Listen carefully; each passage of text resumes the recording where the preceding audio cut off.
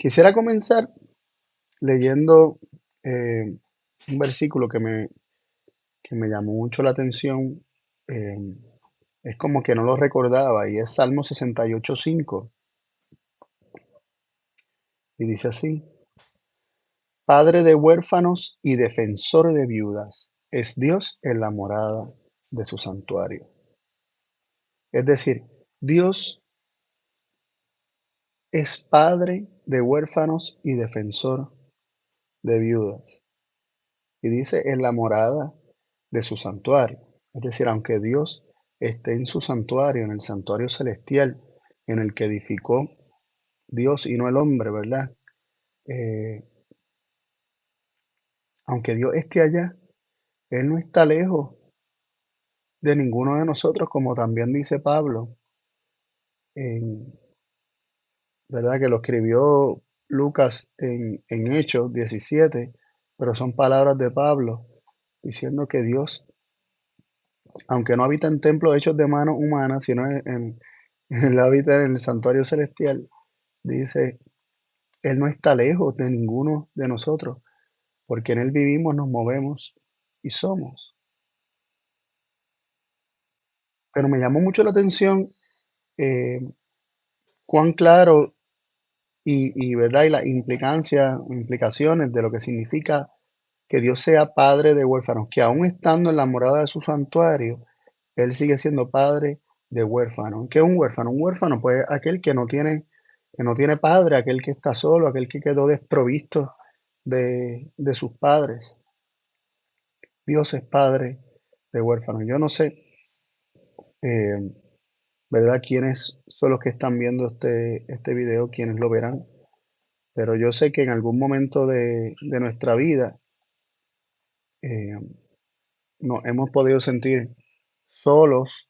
Puede ser que nos haya tocado vivir una vida más difícil. Yo tengo la bendición de tener a mis padres conmigo, eh, pero yo sé que muchos de ustedes han perdido a sus padres o viven pues vidas,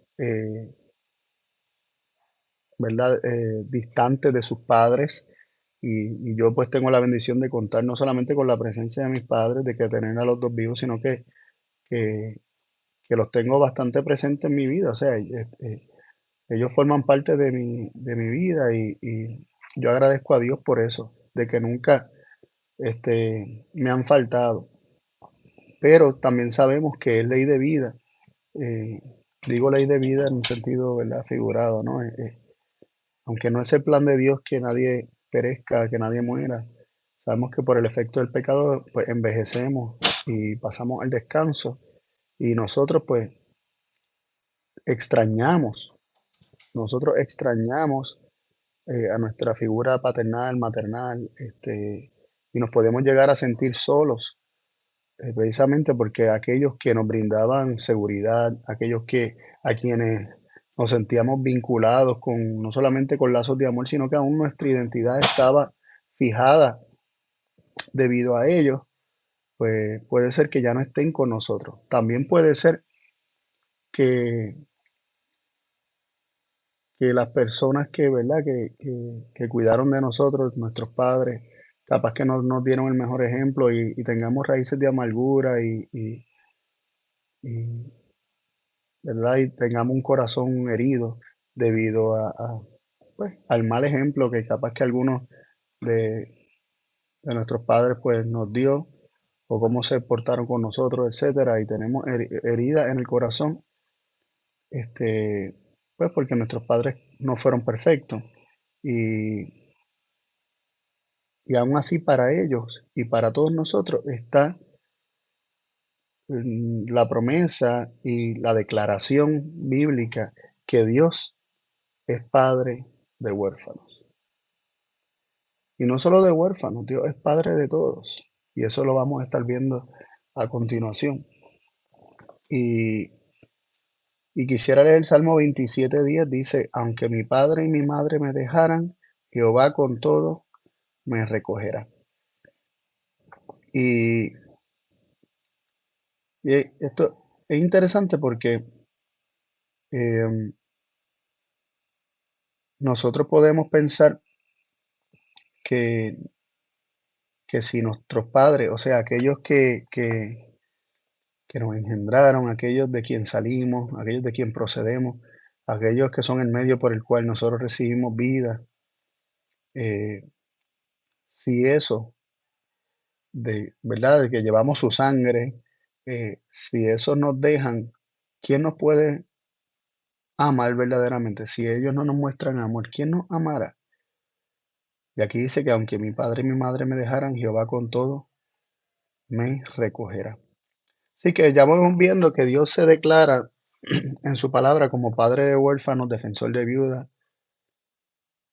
y también se nos dice que aunque padre o madre nos dejen, aunque ellos nos puedan fallar, aunque no contemos con su presencia, Jehová nos recogerá, porque Él es padre de huérfanos, Él es padre de todos aquellos que sienten que necesitan un padre, y Él es el Padre perfecto, Él no nos falla. Dice en Isaías 49, 14 y 15. Pero Sión dijo, me dejó Jehová, el Señor se olvidó de mí. ¿Se olvidará la mujer de lo que dio a luz para dejar de compadecerse del hijo de su vientre? Aunque olvide ella, yo nunca me olvidaré de ti. Mira qué interesante esto. Y lindo, hermoso, profundo. Aquel que es padre de huérfano, aquel que nos recoge cuando a un padre y madre te pueden dejar, hace la pregunta o lo dice, que Sión, su pueblo, dice, ah, Dios me abandonó, Dios me dejó, el Señor se olvidó de mí. Y él hace la pregunta, ¿se olvidará la mujer de lo que dio a luz para dejar de compadecerse del hijo de su vientre? O sea, la respuesta de nosotros puede ser difícilmente, pero puede ser, puede ocurrir. Hay madres que se olvidan de lo que dio a luz, lamentablemente. En este mundo de pecado, sí, eso ocurre. Es difícil que ocurra y hay madres que lo hacen y capaz que no se olvidan, capaz que aunque traten de olvidarse, traten de borrar de su mente lo que hicieron, es como que la culpa los persigue el resto de sus días. Dice, aunque ella se olvide de lo que dio a luz y del hijo de su vientre, dice el Señor, yo nunca me olvidaré de ti. Y yo no sé cuán poderoso consideramos esa palabra nunca. Cuando Dios dice, yo nunca me olvidaré de ti, es nunca. Dios no se olvida de ti. Dios no deja de compadecerse de ti. Y aunque estemos pasando por situaciones donde pensamos que ya Dios se olvidó de nosotros, que ya Dios nos dejó, que estamos ya desamparados, estamos experimentando tal vez sufrimiento y dolor y decimos, ya Dios no me escucha. Dios quiere recordarnos hoy que aunque te sientas solo y desamparado, aunque te sientas huérfano de padre y huérfano de Dios, Él te dice, yo soy padre de huérfanos. Aunque todos te han dejado, yo te recogeré. Aunque tú sientas que te dejé y que me olvidé de ti, no, no puede ser porque yo nunca me olvidaré de ti. Y esto Dios lo está diciendo de manera específica o de manera representativa a su pueblo, a Sión. Él lo está diciendo a su pueblo, a Sión, pero nosotros podemos decir, sí, pero eso lo dice Dios a su pueblo, eso no me, no me cae a mí porque es que yo soy un desobediente, yo he sido malo, yo he hecho esto, yo he hecho aquello, yo he hecho lo otro. Su pueblo, el pueblo al que Dios llama mi pueblo, el pueblo de a quien Dios le dice estas cosas, que dice que Él es Padre, que Él los recoge, que Él no se olvida, que Él no los deja. Ese pueblo, ese pueblo constantemente le rechazó, ese pueblo una y otra vez se alejó de Él, una y otra vez se olvidaba de sus palabras, no quería saber de Él. Muchas veces, o sea, los que Dios les enviaba para amonestarlos, para enseñarles el camino seguro, los mataban, los apedreaban, se deshacían de ellos. Ese pueblo que cayó en desgracia precisamente por alejarse de Dios, a ese pueblo es que Dios le dice, yo nunca me olvidaré de ti. ¿Y qué nos hace pensar a nosotros que sí se va a olvidar de nosotros? Las cosas, los pecados que perpetró el pueblo de Israel fueron pecados tan malos como los tuyos y los míos. Y no voy a decir peor porque nosotros hacemos lo mismo, tal vez en diferente escala y de manifestaciones, ¿verdad? Y se manifiesta de forma diferente, pero sigue siendo los mismos pecados. ¿Qué nos hace pensar que sí se va a olvidar de nosotros? Y ejemplo de esto son personas a quienes Dios perdonó y Dios restauró y Dios siguió trabajando en ellos y en su corazón, aún a pesar de las cosas terribles que hicieron. Voy a utilizar dos ejemplos, uno del pueblo de Dios y otro fuera del pueblo de Dios. Tenemos al rey Manasés, que dice que hizo cosas terribles. La palabra de Dios nos presenta al rey Manasés como un rey que pasó a sus hijos por fuego, sacrificó a, a- a dioses paganos. No solamente él sacrificó a dioses paganos, sino que él auspició, él movió, él impulsó la idolatría en todo Israel en todo Judá, en el reino de Judá, y él sumió a Judá en una idolatría mayor que la de las naciones que habitaban esa región antes de que el pueblo de Dios entrara a la tierra prometida. Naciones que habían sido sacadas de ese lugar precisamente por su idolatría. Y este rey lo hizo aún peor. Y fueron muchísimos años, porque su reinado fue muy largo, de hacer lo malo. Fueron muchísimos años de hacer lo malo. Sin embargo, cuando por su pecado él cae en manos de sus enemigos y es llevado cautivo a Babilonia, él se arrepiente y es devuelto. Y el reino le es devuelto. O sea, si Dios no se olvidó de él, si Dios, a pesar de todo lo malo que él hizo, Dios no se olvidó de él, sino que siguió trabajando en su corazón. ¿Por qué pensamos que se olvidará de nosotros? Dios sigue siendo Padre. Él se declara y se revela en nuestra vida como Padre. ¿Y puede un padre olvidarse así de su hijo? Con todo y que se olvide, Él no se olvidará. Otro ejemplo que les quería mencionar era mismo Nabucodonosor, un ejemplo pagano, un ejemplo de una persona que no era exclusivo, o sea, exclusivamente del pueblo de Dios, entiéndase el pueblo de Israel. Mm, Y Nabucodonosor, ¿cuántas guerras no hizo? ¿A cuántas personas no mató? ¿Cómo él hizo, eh, ¿verdad? Destruyó Jerusalén, cómo él se llevó cautivo a muchos de los judíos, los que no mató, los que guardó, se los llevó cautivos. eh, y no solamente esto lo hizo con el pueblo de Dios, lo hizo con otros pueblos. Y su corazón estaba engreído. eh, eh, Él se adjudicaba la gloria de su reino sin considerar que todo lo que tenía era porque Dios lo había entregado en su mano. Em, y se enorgullecía de lo que mundanamente o secularmente podríamos llamar sus logros. Y Nabucodonosor comenzó a recibir revelaciones del Dios del cielo por medio de Daniel, por medio de sus amigos.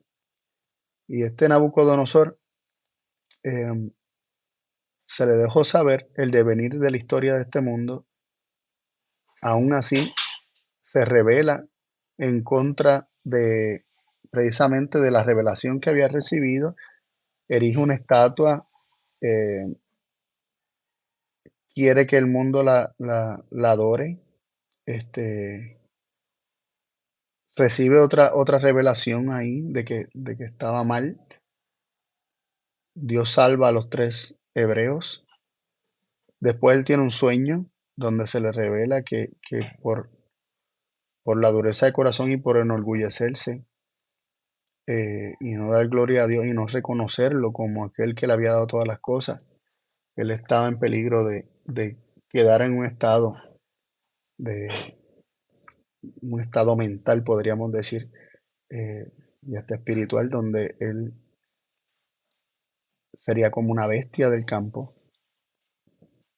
Y él por un tiempo como que atiende eso, pero luego se olvida de esa advertencia y su orgullo lo lleva a caer precisamente en esa condición. Y estuvo 7 años en esa condición.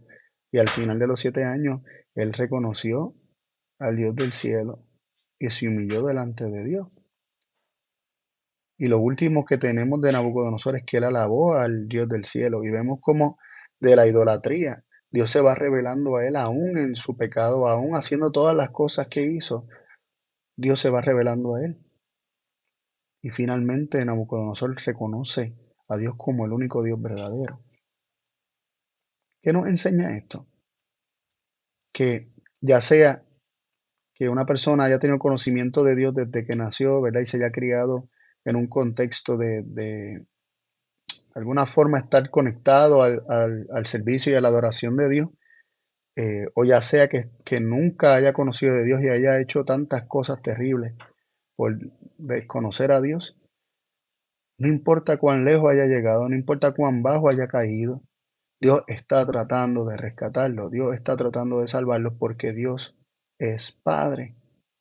Ninguno de ellos, no hay ningún ser en este mundo que esté desprovisto de la paternidad de Dios. Y nos dice Isaías 64:8 lo siguiente: Ahora pues, Jehová, tú eres nuestro Padre, nosotros lodo, y tú el que nos formaste. Así que obra de tus manos, todos nosotros.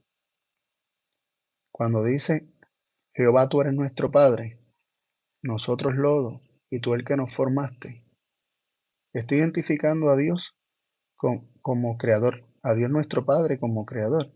Tú eres nuestro Padre, tú fuiste el que nos formaste. Es decir, Dios es Padre porque fue el que nos formó y somos obras de tus manos. Todos nosotros, dice, todos nosotros. Eso te aplica a ti, eso me aplica a mí y eso aplica hasta a las personas que encontramos como indeseables o que pensamos que son indeseables. Esas personas que pensamos que son malas, esas personas que pensamos que son peor que nosotros. Sí, Dios es Padre de ellos también. Y nos preguntamos, ¿pero acaso la Biblia no enseña que hay gente que son hijos del diablo? Eso desde la perspectiva del hombre, es decir, desde lo que el hombre se elige, desde lo que el hombre escoge. Nosotros los seres humanos tenemos la revelación de que Dios es Padre de todos nosotros, sin embargo, y Dios siempre nos va a ver como sus hijos. Sin embargo, el ser humano se elige a quien quiere como padre.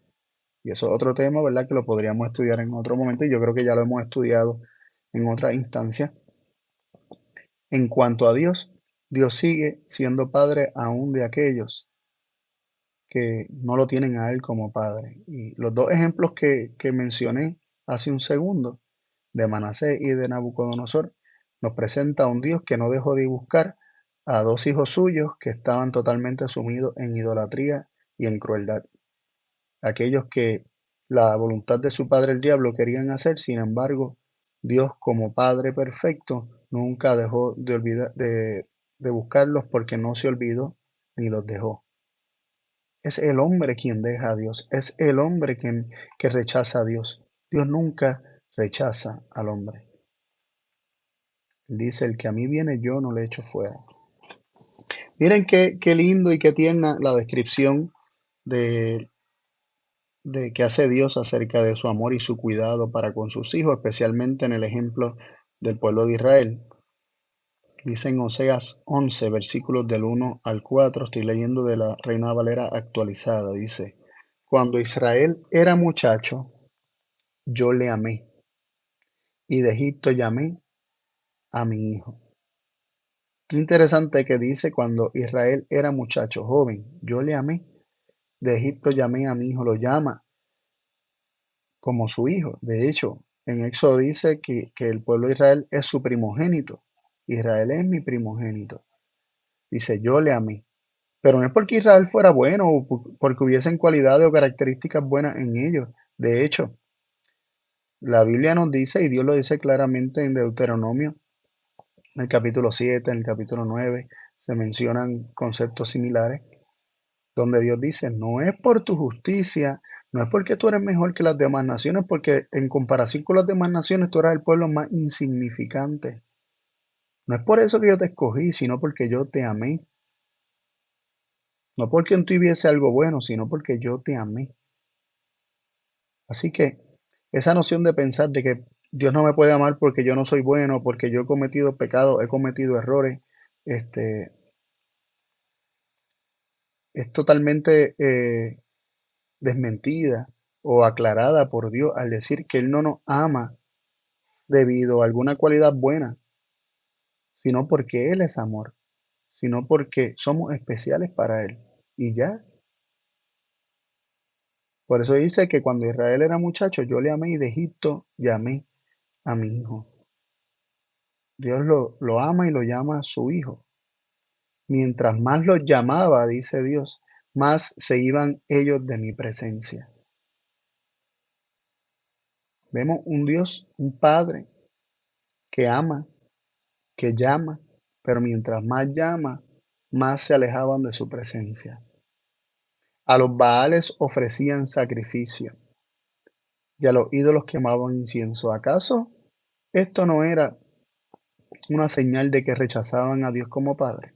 Sin embargo, sigue diciendo así, pero fui yo el que enseñó a caminar a Efraín, tomándolo por sus brazos. Aún así, Dios se revela como un padre que enseña a caminar a su hijo, agarrándolo de los brazos. Y esto me recuerda tantos momentos con mis hijas, cuando ellas están comenzando a dar esos primeros pasitos o aguantarse de, de las cosas, ¿verdad? Para hacer balance y comenzar a caminar. Que yo les daba la mano o a veces el dedito, y ellas se aguantaban de mi dedito y iban caminando aguantadas de mi mano. Dice tomándolo por sus brazos. Sin embargo, no reconocieron que yo los sanaba. En todo ese proceso de Dios llamarlos, de sacarlos de Egipto, de guiarlos, de enseñarles a caminar, todo ese proceso ellos que hacían, se alejaban de su presencia, a los Baales ofrecían sacrificios, a los ídolos quemaban incienso y no reconocían que Dios era el que los sanaba, es decir, que Dios era el que los mantenía con salud, que Dios era el que los bendecía, que Dios era el que los prosperaba. Vemos a un Dios que sana, un Dios que bendice, un Dios que toma de la mano para guiar, para cuidar, para proteger, aun cuando el pueblo es un pueblo rebelde. Y sigue diciendo, con cuerdas humanas los traje, con vínculos de amor. Es decir, Dios buscaba atraerlos así al revelarles su amor. Dios trató de revelarles su amor para que ellos se acercaran a Él, para que ellos confiaran en Él, para que ellos recibieran su palabra, para que ellos dependieran de Él. Y dice, fui para ellos como los que ponen un bebé contra sus mejillas. Miren cómo Dios describe ¿verdad? Una escena sumamente, no solamente paternal, sino muy tierna. Fui para ellos como los que ponen a un bebé contra sus mejillas, como agarrar un bebecito y, y pegárselo así de las mejillas. Dice, y me inclinaba hacia ellos para alimentarlos. Ese cuidado tierno de enseñarles a caminar, agarrándolos de los brazos, de acercarse sus mejillas a las propias, de inclinarse hacia ellos para alimentarlos, son características y cualidades paternales y Dios está eligiendo describirse a sí mismo de esta forma. ¿Por qué? Porque Él es Padre. Y precisamente esto es lo que Cristo quiso revelarnos y vino a revelarnos acerca de Dios. En Mateo 6:9, Jesús dijo, vosotros pues oraréis así. Padre nuestro que estás en los cielos, santificado sea tu nombre. Jesús nos invita a llamar a Dios nuestro Padre. Padre nuestro. Esa es la forma, no solamente en que Dios se reveló en el Antiguo Testamento como padre de huérfano, como aquel que recoge, como aquel que se compadece siempre, aquel que no se olvida de lo que es suyo, ¿no? Y nos promete que nunca se olvidará de nosotros. Aquel que se identifica como nuestro Padre, aquel que se describe a sí mismo como nuestro Padre, que nos sana, que nos alimenta, que nos enseña a caminar, aun a pesar de nuestra rebeldía y que huimos de su presencia. También Jesús, enviado por Dios a este mundo para revelar al Padre, nos invita a orar diciendo Padre nuestro. De todos los nombres,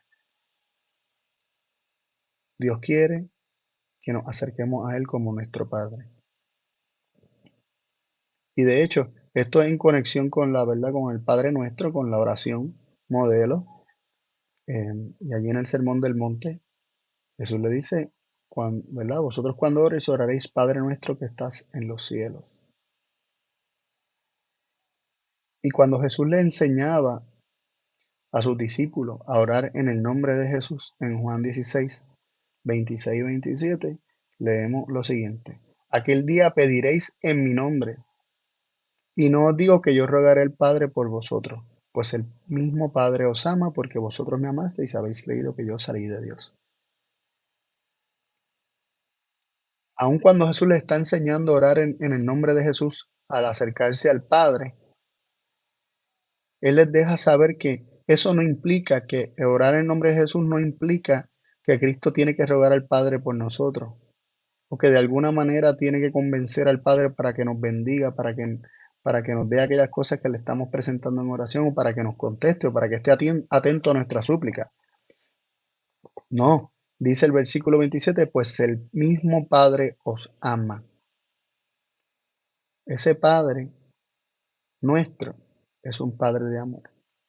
No es un Padre comprado por medio del sacrificio de Cristo, sino un Padre que nos amó tanto que entregó a su Hijo para convencernos de que nos ama tanto como a su Hijo.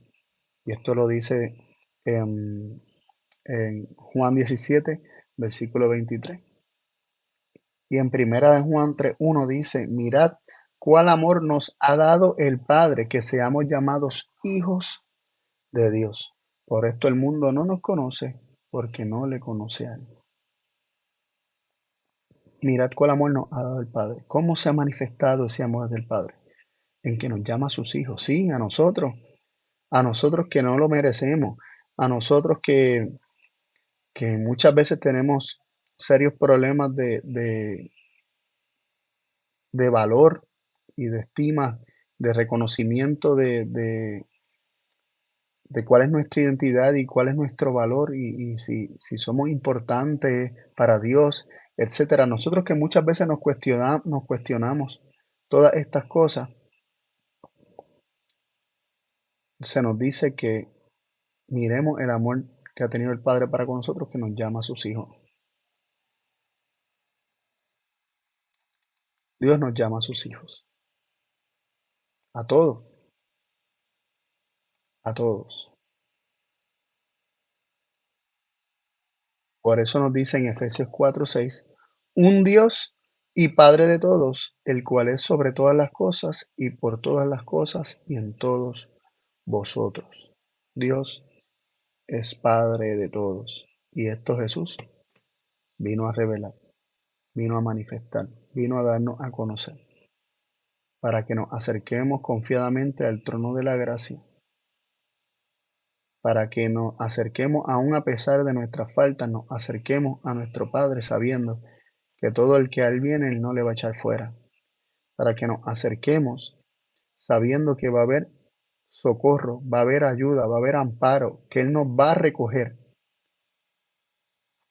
Y tal vez hemos perdido todo en este mundo, y tal vez hemos perdido relaciones en este mundo, tal vez hemos perdido a nuestros padres, tal vez no hemos tenido los mejores, porque pues por la razón que sea no han conocido a Dios o no nos dieron el mejor ejemplo. Sin embargo, Dios se ha revelado a la raza humana como padre de huérfanos, como defensor de viudas, como aquel que nos recoge, como aquel que no se olvida, que nunca se olvidará de ti.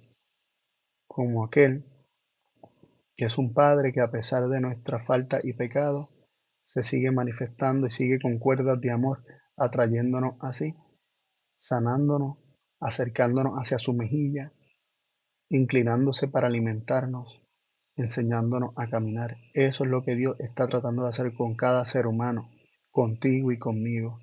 Él es nuestro Padre. Él nos ama. Cristo no tiene que convencerlo de ser bueno con nosotros, porque el Padre mismo nos ama. Mirad cuál amor nos ha dado el Padre que seamos llamados hijos de Dios. Sí, todos somos hijos de Dios porque tenemos un Dios y Padre de todos. Espero que hoy, eh, después de escuchar estos versículos, y los exhorto a buscar muchos más que hay en la Biblia, eh, te sientas consolado con la declaración, con la certeza, ¿verdad?, de que no estás solo, tú tienes un Padre que nunca se olvida de ti y puedes contar con Él siempre.